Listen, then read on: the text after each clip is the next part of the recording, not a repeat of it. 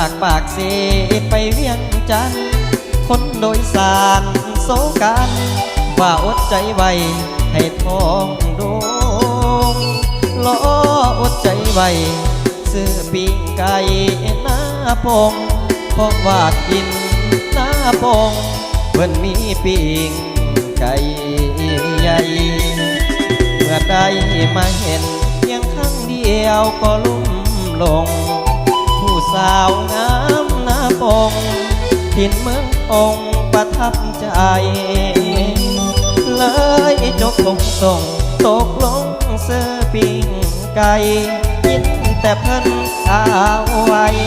เป็นคำห้องพ้องใส่กัน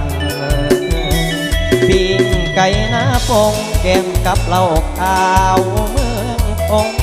เมาแล้วก็โกงสาวก่อนลำวงสารวัน เป็นกันเองสาวบอกอยากเก่งใจกัน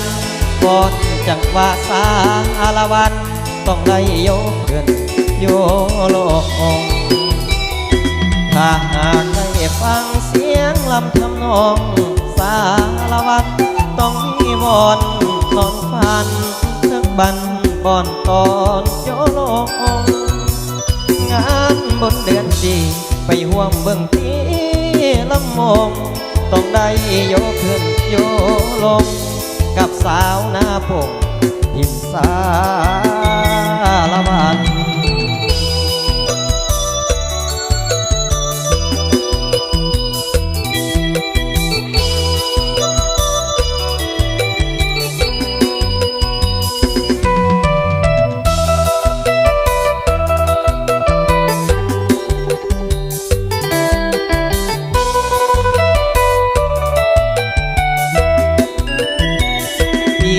ไก่หน้าปงแก้มกับเหล้าขาวเมืองคง